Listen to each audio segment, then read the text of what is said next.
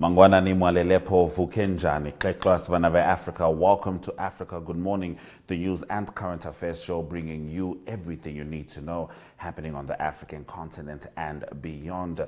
These are some of the stories that we are looking at today. Mauritius holds election with cost of living on everyone's minds. Nigeria rights body finds no evidence military conducted secret mass abortions. You're with Africa Good Morning. We'll be giving you those stories and much more after the break. Welcome to Namibia, where adventure meets tranquility. With Enjoy, you have access to a wide range of accommodations to suit every traveler's taste and budget. Experience the finest dining and hospitality Namibia has to offer. Booking your dream accommodation is just a few clicks away with Enjoy. Join thousands of happy travelers who have trusted Enjoy for their Namibian getaway. Your gateway to unforgettable Namibian adventures.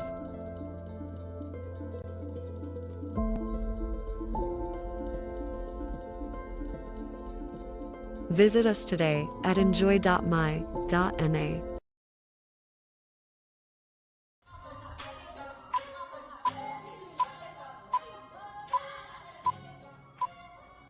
All right, let's get into the top stories. Mauritius held parliamentary elections yesterday in which Prime Minister Pravind Kumar Jugnauth and his main rivals all promised to tackle cost of living crisis in the Indian Ocean archipelago. Polls closed at 6 p.m. local time and results are expected today, Monday, according to the country's electoral body. The country of about 1.3 million people markets itself as a link between Africa and Asia, deriving most of its revenues from a flourishing offshore financial sector, tourism and textiles. Mauritius also receives aid from China. It has forecast 6.5% economic growth this year, compared with 7% last year, but many voters are not feeling the benefits. Jugnauth's alliance Le PEP coalition has promised to raise minimum wages, increase pensions and reduce value-added tax on some basic goods. It says it will use payments from the UK under an October agreement for Britain to cede the Chagos Islands while returning the US-UK Diego Garcia Air Base. Now moving on to our next story. Botswana to legalize undocumented Zimbabweans. Botswana's new president has told the BBC that he wants undocumented Zimbabweans to be legalized by granting them temporary work and residence permits. They do jobs that would otherwise not get done, Dumaboko told the BBC Africa Daily podcast before his historic inauguration on Friday. Botswana hosts the world's second largest community of Zimbabweans fleeing their country's economic woes, and they are often resented with deportations taking place daily. The decision is not likely to be popular in the diamond-rich Southern African nation, but Boko 54, who has just unseated the ruling party that was in power for 58 years, said it was part of his plans to revive the economy. Now, in our next story, Nigeria's rights body finds no evidence military conducted secret mass abortions. On Friday, an investigation had found no evidence that the Nigerian military deliberately attacked women and children or carried out secret abortions in its fight against an Islamist insurgency in the northeast. The Nigeria Human Rights Commission, which is appointed by the government, had been investigating 3 Reuters reports published in December 2022, which found the Nigerian military ran a secret, systematic and illegal abortion program and massacred children in the northeast, where the insurgency had been going on for 15 years. Now, the commission said in a report that it carried out its investigation over an 18-month period and interviewed 199 witnesses, including from the military, former militants, women who had been freed from Boko Haram captivity, and local and foreign aid agencies. Not all of them were named. Moving on to some more elections, this time in Ivory Coast. Former Ivorian Prime Minister Afingwe Sana was on a Saturday named candidate for the Popular Ivorian Front, and this is in the 2025 presidential election. At a Congress in Yamoussoukro, the Ivorian capital, Nguessan was re-elected president of the FPI with 99.34% of the votes cast by some 4,500 voters. The FPI is the party of former President Laurent President Gabo Nguessan took over its leadership during Gabo's incarceration at The Hague on war crimes and crimes against humanity charges. Now, Nguessan has sought the presidency in 2015 and 2020, each time losing to Alassane Ouattara, the incumbent. He rejected the results and was briefly arrested on accusations of running a parallel government. Some of Nguessan's key proposals include abolishing Senate and the restoration of presidential term limits. Ouattara, who won re-election controversially, has not said whether he will seek a fourth term. And in the last of our top stories, Russian President Vladimir Putin has offered what he called total support for Africa, including in the struggle against terrorism and extremism. The speech was read out at a summit in the Black Sea resort of Sochi by Russian Foreign Minister Sergei Lavrov to his African counterparts. Several African governments have cut ties with traditional Western allies and are looking to Moscow for help in tackling frequent attacks by jihadists. During the summit, Burkina Faso's Foreign Minister Karamoko Jean-Marie Traoré said Russia was a more suitable international partner than the former colonial power France. It is a view shared by several of France's former colonies and was reiterated by Mali's Foreign Minister Abdoulaye Diop, who contrasted the Kremlin's sincere partnership to the neo-colonial relationship of Western powers. He said that as well as military cooperation, Mali was exploring other joint projects in the energy, telecommunications, technology, and mining sectors. Those have been our top stories on Africa. Good morning. Now on Friday, actually not on Friday, late in the week, Zimbabwe's ICT minister had posted what seemed like a resolution that would charge WhatsApp group admins. She's now denying that it ever happened. So we'll be talking to Talent Gore about that story and more after the break.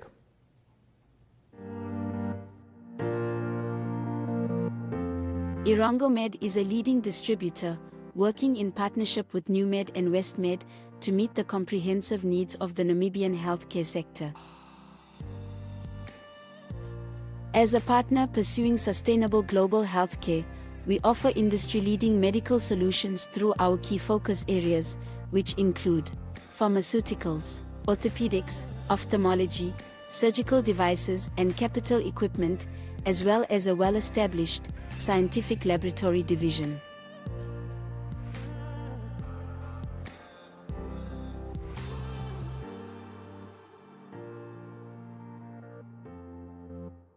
In healthcare, Med is committed to making a difference. What about you?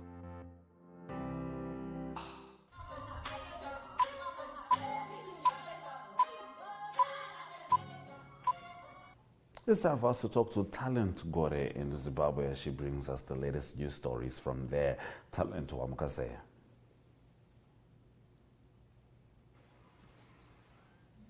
We seem to be having an issue connecting to Talent Gore. However, she did manage to send us her stories, and should she be able to reconnect, we will certainly bring her through. Now, she says Information Communication Technology Minister Tatenda Mavetera has distanced herself from recent media claims she plans on behalf of government to impose mandatory license requirements on WhatsApp group administrators and consequent fines of $2,500 for non-compliance. In a statement she posted on her X handle on Saturday, Mavetera said such penalties would only apply to platforms or administrators who collect personally identifiable information for business or commercial use. Now, PII includes any data that could be used to identify individuals, such as names, phone numbers, or identification numbers. Now, Mavetera urged the public to disregard the claims, emphasizing that they were consistent with Zimbabwe's legal framework, particularly the cyber and data protection, licensing of data controllers, and appointment of data protection officers regulations under Statutory Instrument 155 of 2024. I would like to distance myself from the malicious fake news about the government's intentions to license or penalize WhatsApp groups or administrators of social media platforms with fines of up to $2,500, Mavetera said. I have never expressed any intentions to license or penalize WhatsApp groups or administrators administrators of any social media platform that do not collect and process PII for commercial or business use. Reports of a government plan to introduce license requirements on private WhatsApp groups were met with outrage from the public, which accused the state of attempts to criminalize and commodify free speech. A very interesting update indeed, because the LinkedIn post is still there on her account, so I wonder how that is going to be mitigated.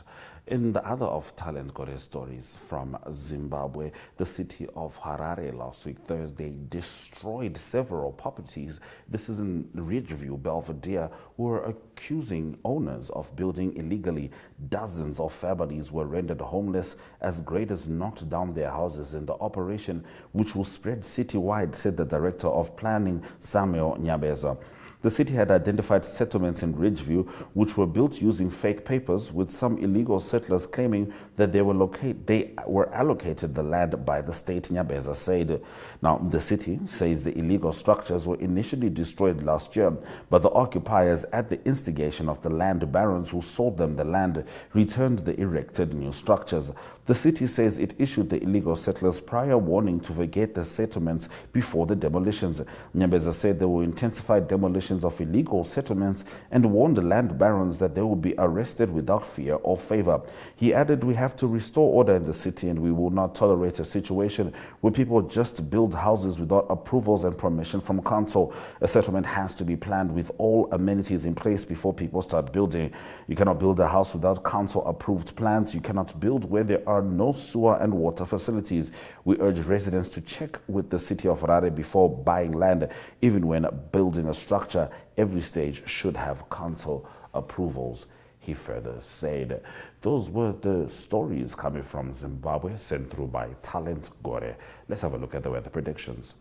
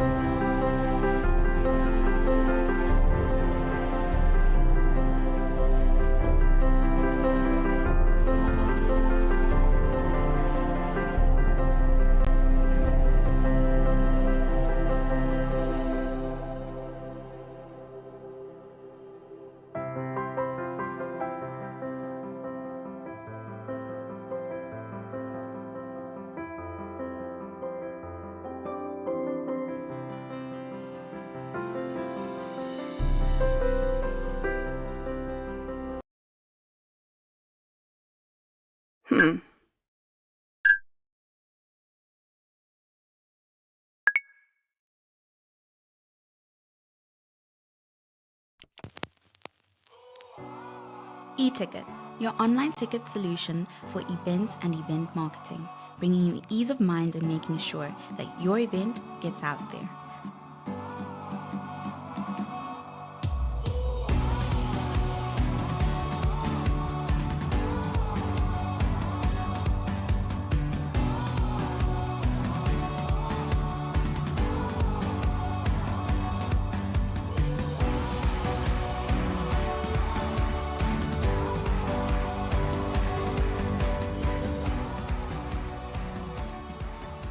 For more information, contact events@nmh.com.na.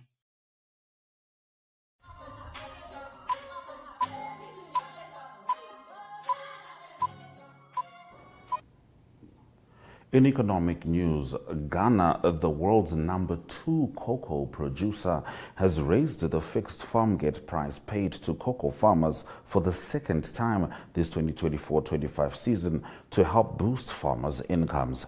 President Nana Akufo-Addo said. Akufo-Addo, whose term mandate ends on January 7, 2025, said at a farmers' award ceremony late on Friday that cocoa farmers would now receive 49,600 Ghanaian cedi, 3,062, which is the equivalent of $3,062 per metric ton, compared with the 48,000 Ghanaian cedi announced when the season opened on September 1.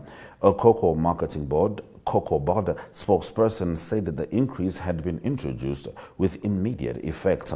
Reports of a possible price hike led to farmers hoarding beans in October, potentially squeezing global supplies.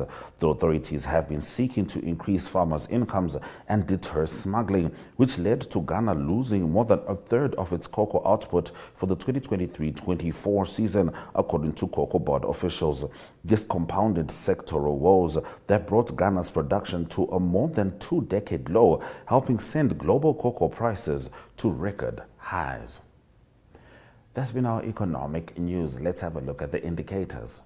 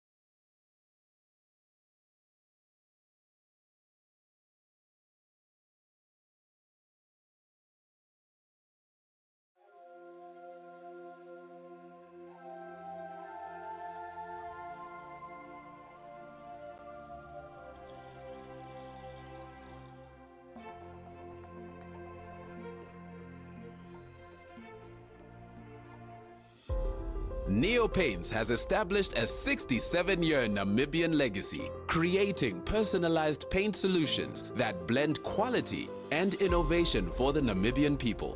We pride ourselves in being a 100% Namibian-owned company, investing in our country and our people by employing and empowering true Namibians. With every brushstroke, Neopaints commits to our quality guarantee and always delivering a coat of excellence.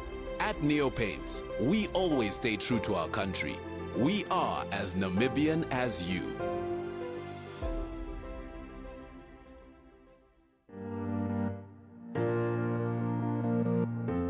Irongomed is a leading distributor, working in partnership with NewMed and WestMed to meet the comprehensive needs of the Namibian healthcare sector. As a partner pursuing sustainable global healthcare, we offer industry-leading medical solutions through our key focus areas, which include pharmaceuticals, orthopedics, ophthalmology, surgical devices and capital equipment, as well as a well-established scientific laboratory division.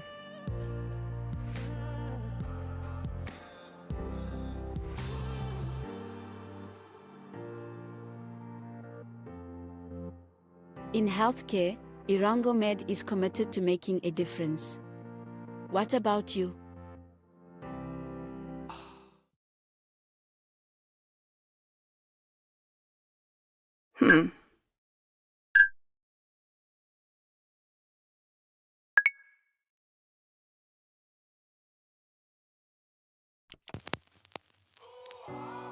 E-Ticket, your online ticket solution for events and event marketing, bringing you ease of mind and making sure that your event gets out there.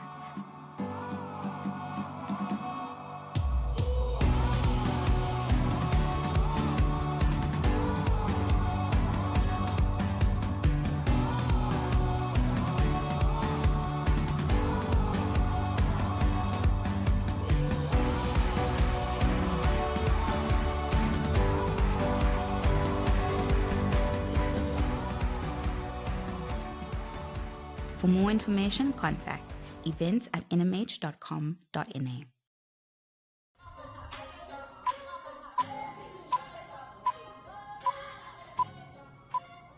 All right, it's time for us to get the sports news from Arrie Houggard. Good morning, Arrie. You must be as happy as can be with your club Liverpool heading into the international break, well and comfortable at the top of the Premier League.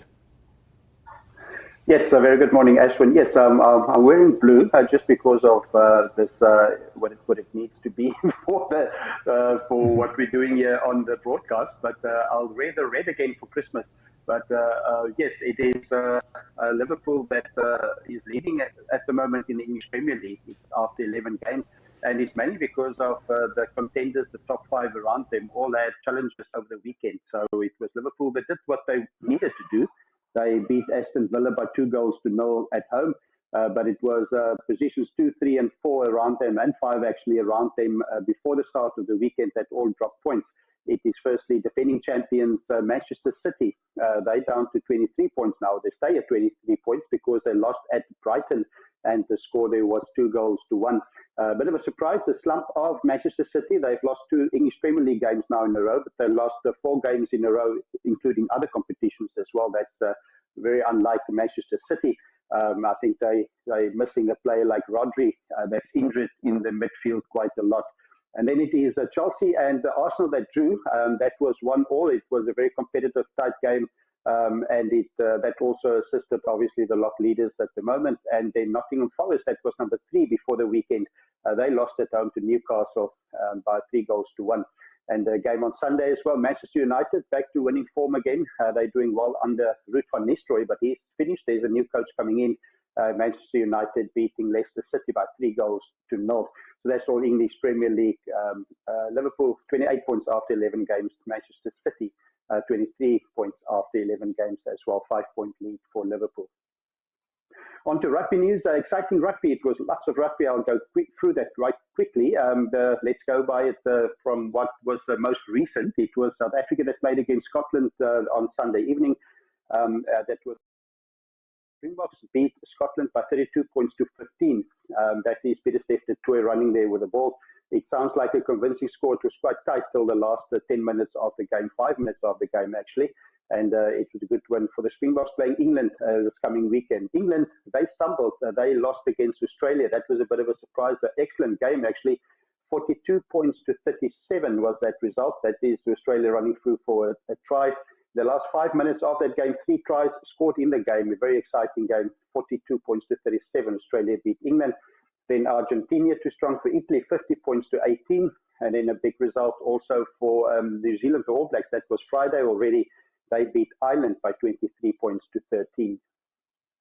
On to tennis news, WTA finals, the best of the best 8 women's players in the world played the WTA finals in Saudi Arabia. Coco Gauff, 20 years old, the new sensation. She's from America, and she beat Qinwen Zheng of China in the final by 3-6, 6-4, and 7-6. That's to win the WTA finals. That is Coco Gauff. Obviously, we already know her name, but the name to remember, it was 20 years ago that Maria Sharapova won that tournament, when she was also the same age. So that's a real talent for the future, Coco Gauff. And then to conclude today's international sports news, golf news, it was the Abu Dhabi Championship being played in Abu Dhabi, of course, part of the DP World Tour finals, and it was Paul Waring. He won. He's from England, 24 under par, he closed with a 66.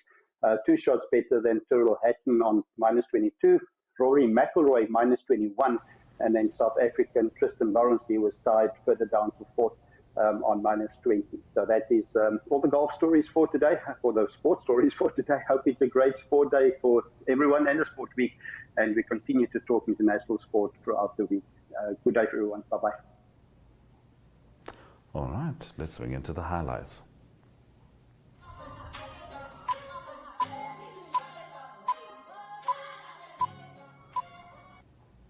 These are the highlights from this morning's broadcast of Africa Good Morning.